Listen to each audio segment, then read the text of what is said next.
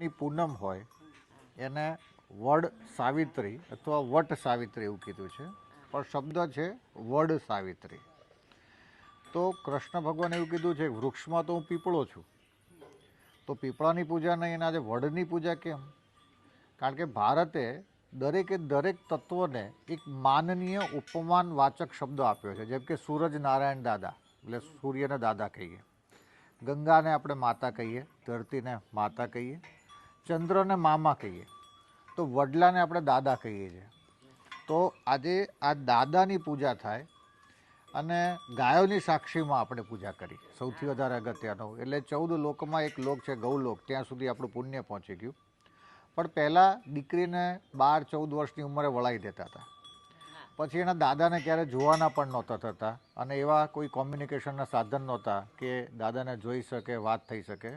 પણ દરેક પાદરમાં, ભારતના દરેક પાદરમાં વડલો હોય, તો એ વડલાને એ દાદા તરીકે આજે યાદ કરે અને દાદાને સંદેશો પહોંચાડે. અને એવું કહેવાય છે, આપણે ત્યાં ગુજરાતીમાં એક શબ્દ છે કે વડ તેવા ટેટા અને બાપ એવા બેટા. કેરી અને ગોટલાની વાત નથી કરી, પણ શેની વાત કરી છે? વડની.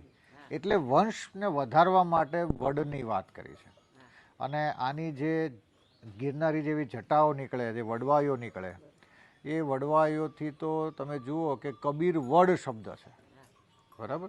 અને આનું એટલું બધું આયુષ્ય હોય કે હજારો વર્ષ વડનું આયુષ્ય હોય.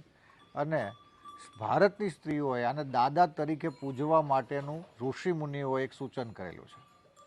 જ્યારે આપણે ભાદરવી અમાસ હોય ત્યારે પાછું પીપળે પાણી રેડવા જઈએ, તો પીપળાની પણ વાત છે, તુલસી માતાની પણ વાત છે. એમ ભારતની અંદર સૂક્ષ્મ અને નાની નાની વાત કરી છે. તો આ તમારું સૌભાગ્ય છે કે અંતિમધામ આશ્રમની ગૌશાળામાં તમને આ બધું પ્રાપ્ત થયું અને નિમિત્ત માત્ર બન્યા અને ભૂદેવો પણ હાજર હતા. બીજું તમે શું કરી શકશો? તો બીજું એક જીવનમાં યાદ રાખો કે 5 વડલા વાવજો.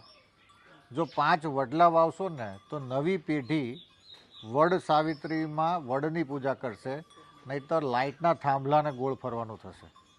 કારણ કે હોવા તો જોઈએ ને. એટલે બસ આ બહુ મોટી વાત છે કે પ્રકૃતિની રક્ષા કરવા માટે આપણા ઋષિ મુનિઓએ આપણને અલગ અલગ વાતો કરી. તુલસી વિવાહ કીધા છે, બરાબર. હવે તુલસી વિવાહ હોય, આપણે અમેરિકામાં જઈને વાત કરીએ કે તુલસી મેરેજ એમ, તો કે એવું તો પોસિબલ જ નથી, પ્લાન્ટના થોડા મેરેજ હોય. પણ આપણને પુણ્ય કમાવ. પુણ્ય એટલે શું? તમે આ કરવાથી તમને અંદરથી જે નાનું સુખ મળે ને, એનું નામ પુણ્ય. તો હવે આરતી કરીએ આપણે, અને અનુકૂળ હોય તો ભોજન પ્રસાદ કરીને જજો, તમારે હોય તો, અનુકૂળતા હોય તો. અને જવું હોય તો વાંધો નહીં ત્યાં. હા, બસ હવે પૂર્ણાવતી થશે થોડી વાર, બરાબર. તમે આમ તમારે ત્યાં જ વડલો સૌથી મોટો, હે? અમારે હા, જય માતાજી.